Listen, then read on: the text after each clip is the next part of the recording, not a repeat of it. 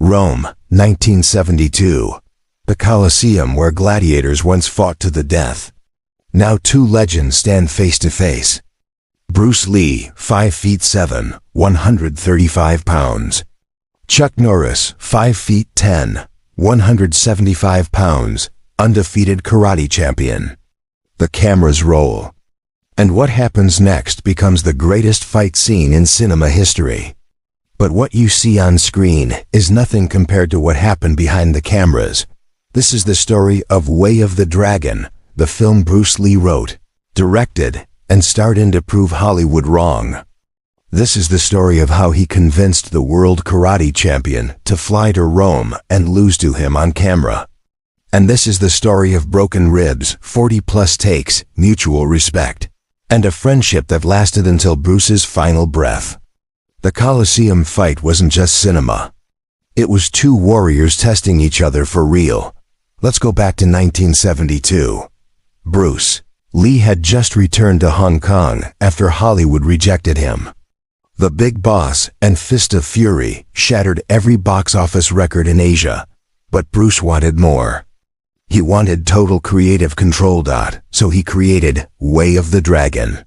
He wrote the script. He directed it. He starred in it. And he choreographed every fight scene. This was his vision, uncensored, unfiltered. The story. Bruce plays Tang Lung, a martial artist from Hong Kong who travels to Rome to help his friend's family defend their restaurant from mafia thugs. The climax, a showdown in the Roman Colosseum against the mafia's hired assassin, a cold, lethal American karate champion. For that role, Bruce needed someone real. Not an actor pretending to know martial arts. Not a stuntman. He needed a legitimate world champion who could move like a fighter. He needed Chuck Norris. In 1972, Chuck Norris was already a legend. 6-time undefeated world middleweight karate champion. He had opened a chain of karate schools across America. He was teaching celebrities, Steve McQueen, Priscilla Presley, the Osmonds. But Chuck had never acted in a film. He had no interest in movies. He was a fighter, not a performer. Then Bruce Lee called him. They had met years earlier at a karate tournament. Bruce was impressed by Chuck's technical skill and explosive kicks. They became friends. Bruce even trained at Chuck's school in Los Angeles sometimes, exchanging techniques. "Chuck, I'm making a film in Rome. I want you to be the final boss. The ultimate opponent." Chuck hesitated. "Bruce, I'm not an actor. I don't know anything about movies. You don't need to act. Just be yourself. Be the champion you are. I'll handle everything else. What's the pay?" Bruce laughed. "Not much. Maybe $5,000. But I promise you, this will change your life." Chuck thought about it. $5,000 to fly to Rome, fight Bruce Lee in the Colosseum, and be in a movie? Why not? He said yes. Summer 1972. Chuck Norris arrives in Rome. Bruce picks him up personally. Takes him to see the city, shows him the Colosseum. "This is where we're going to fight," Bruce says. Looking up at the ancient stone walls. Chuck is stunned. "We're filming inside the Colosseum. Is that even legal?" Bruce grins. "I got permission. This fight needs to be epic. Gladiators fought here 2,000 years ago. Now we fight here." They walk into the arena. Empty, silent, massive.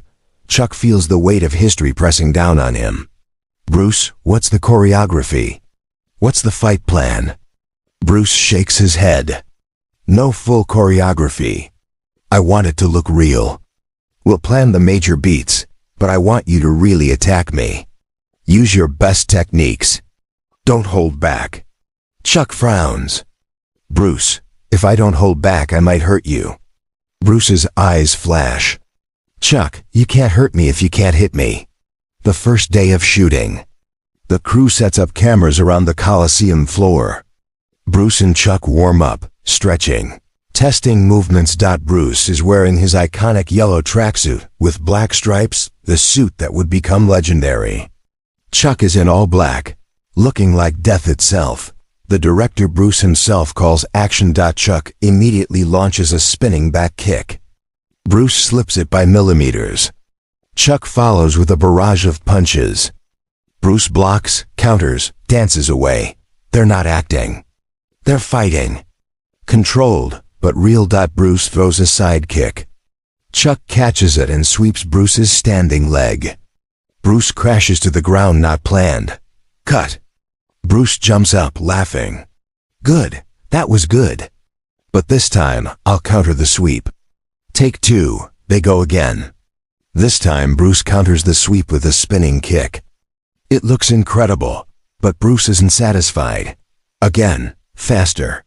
Take three. Take four.